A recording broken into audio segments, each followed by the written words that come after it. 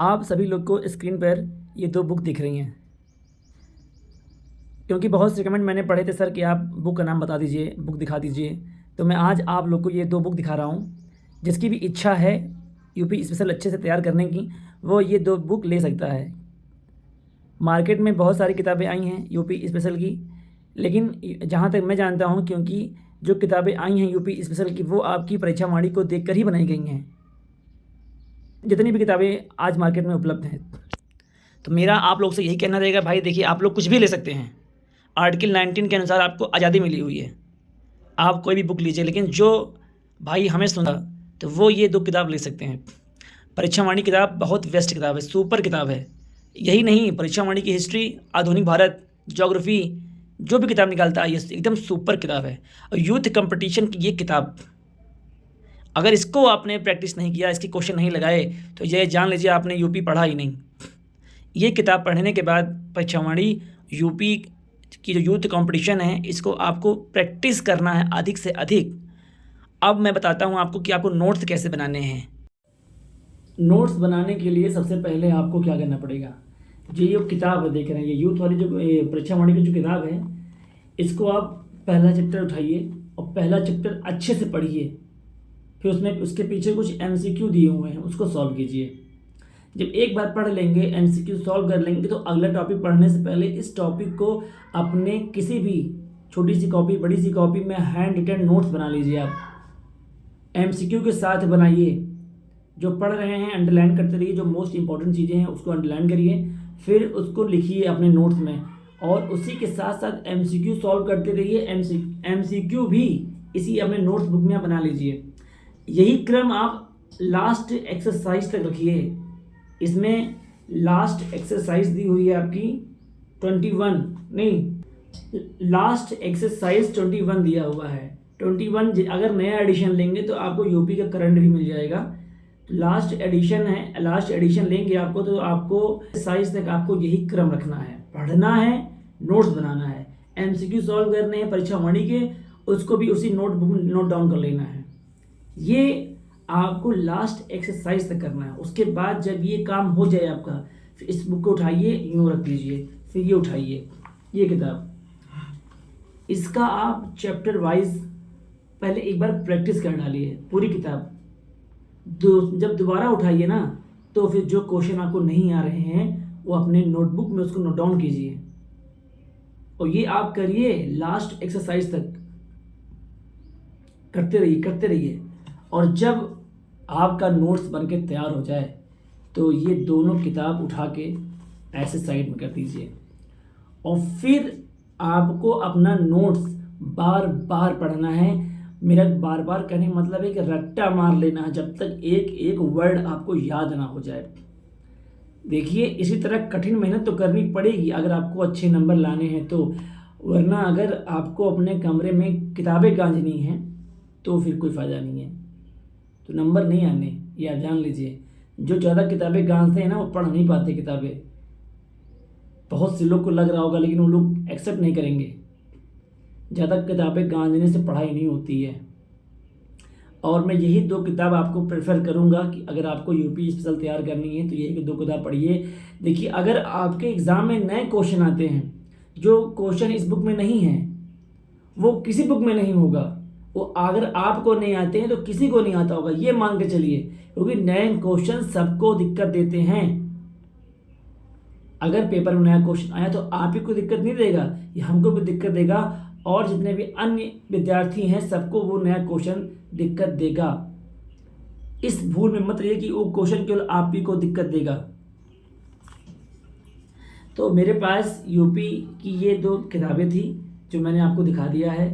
अगर आप चाहते हैं कि इन्हीं किताबों से पढ़ना, तो इन किताबों को आप मार्केट से जल्दी प्रेफर कर सकते हैं, ले सकते हैं, पढ़ सकते हैं। क्योंकि देखिए, ये किताब पढ़ने में लमसम आपको मैं मान चल रहा हूँ कि 1 महीना लगेगा पढ़ने में, पन्ने पलटने में नहीं। पन्ने पलटने में तो आपको 20 दिन 10 दिन लग जाता है। पढ़ के बता रहा हूँ, पढ़ के नोट्स बनाने में आपको 20 दिन लगेंगे, और बढ़िया से नोट्स बनाइएगा।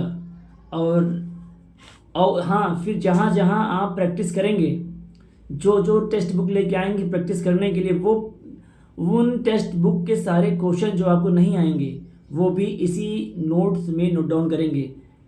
फिर जब आप टेस्ट सीरीज खरीदेंगे मार्केट से प्रैक्टिस करने के लिए, जो क्वेश्चन आपको टेस्ट सीरीज में नहीं आएंगे वो क्वेश्चन आप अपने इन्हीं नोट्स बुक में नोट डाउन कर लीजिएगा। लेकिन सुबह उठ के शाम को एक बार उसको रट्टा जरूर मारना है आपको। रट्टा का वर्ड नाम ले रहा हूँ मैं, रट्टा मारना है आपको।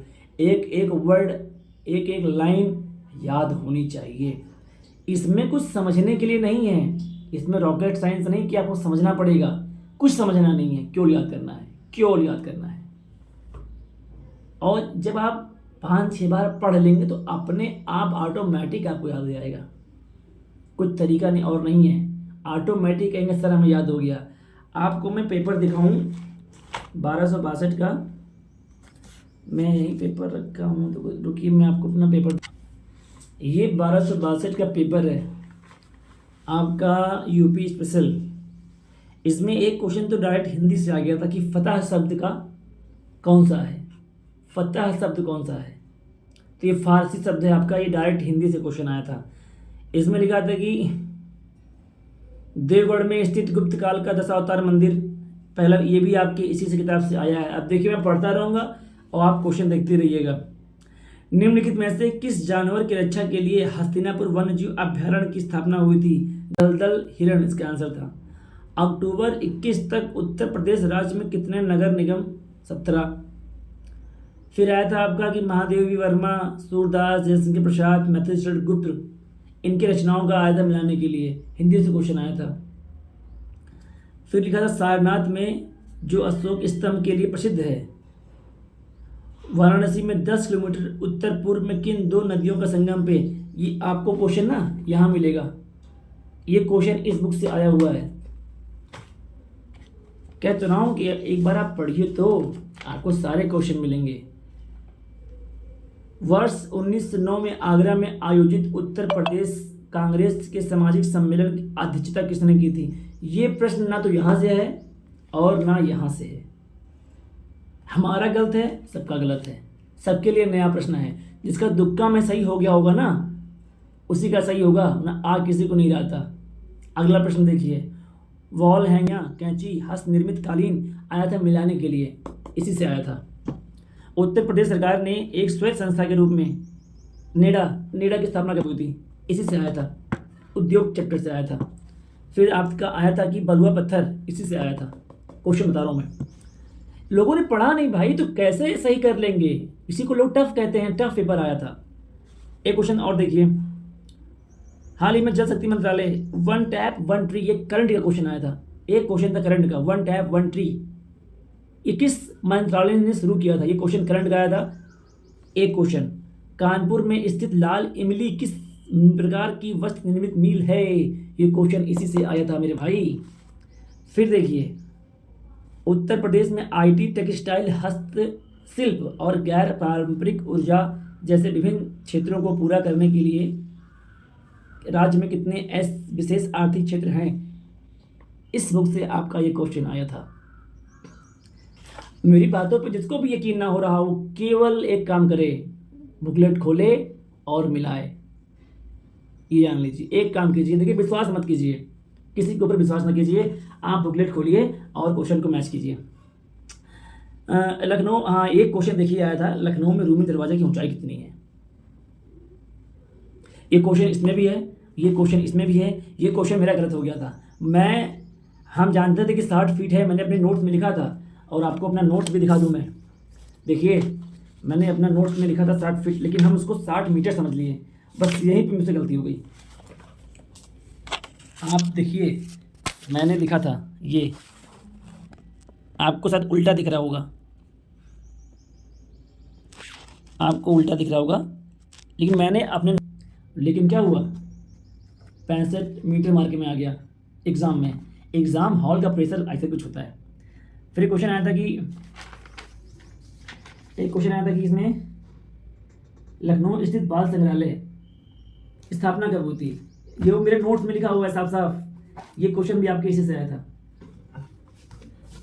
देख रहे हैं भाई साहब, सारे क्वेश्चन में जा रहे हैं। वीर अब्दुल हमीद फॉरेस्ट वन्यजीव अभ्यारण्य, इस बुक से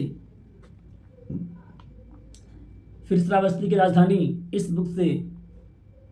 चरकुला मेला, इस बुक से आया था आपका चरकुला मेला, जो दीपों के घड़े बना के महिलाएं सर पर रखती हैं अपने, इस बुक से आया था।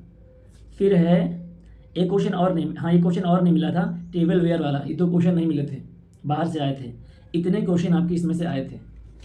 अब बताइए आप लोग, जो बुक मैं आपको बताऊंगा, विश्वास कीजिए वो बुक ऑथेंटिक रहेगी। अगर उस बुक से प्रश्न नहीं बनेंगे तो जान लीजिए सबके लिए वो प्रश्न नए रहेंगे, आपके लिए भी नए रहेंगे।